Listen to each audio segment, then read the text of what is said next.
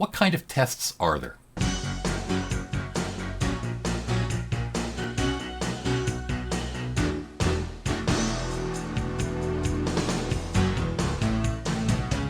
Multiple choice. If you're in a large lecture, there's probably going to be some multiple choice questions on a test. Here's some tips on how to do well on those. There are usually 4 or 5 answers.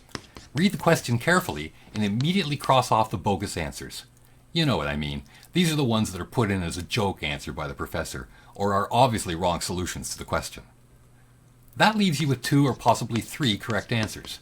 Read those again and think carefully about what the professor is trying to see or trying to figure out what you know.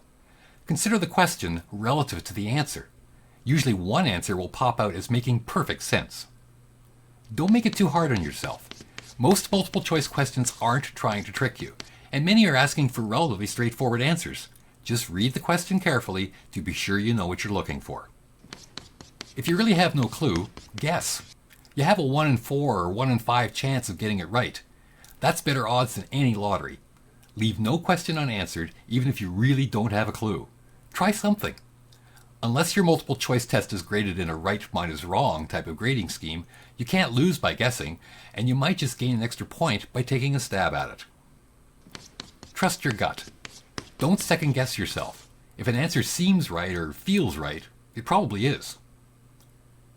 Make sure you transfer your answers to the bubble sheet if there is one. Double check your work to be sure that you've done this correctly. This means you have to allow a couple of minutes near the end of the test to look everything over. Professors won't generally go back to your question sheet. They believe in you.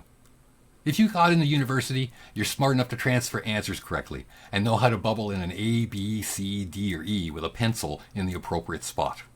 When time is called, don't be one of those people who are still frantically bubbling stuff in. Think ahead and schedule your time accordingly.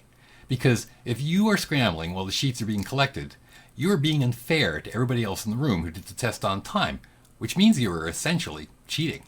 Short answer. Often you'll be asked to submit short answers to a question. Usually this type of question is what we call knowledge in action, which means you'll be asked to apply some knowledge you picked up from your study guides into a hypothetical or theoretical question, with a few sentences explaining how you would know what you know or why you would do what you would do in a particular real-world situation. Don't write a novel here. A few lines well explained will do. But don't assume the professor knows what you're writing about. Be succinct. Don't ramble and get to the solution right away. Don't waffle and don't be vague. Be clear, be accurate, and hit the target solution immediately. You don't have much room on the page to explain yourself, so sometimes professors will say in the question that point form is okay. In that case, it is, as long as you're clear. Essay questions. These are the ones that everybody dreads. But all they are is a longer form version of the short answer.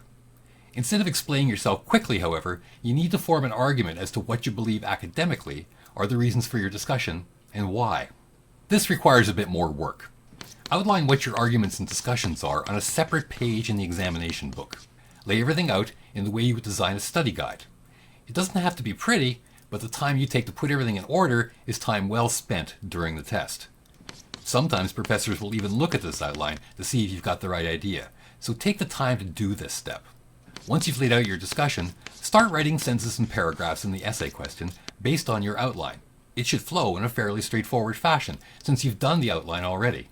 It's still a time-limited exam question, though. Like the short answer question, get to the point. An essay question is no reason to be long-winded. Forget the long introductions. State your key messages as soon as you can.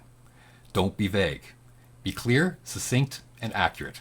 Check over your work after you've written the essay question to be sure you've laid out your discussions or argument in a way that flows from the beginning through the middle and to the end. If you've used my taking notes and study guide tips from previous videos, you should have no problem identifying knowledge, forming answers, and laying out discussions in your midterm tests. Good luck!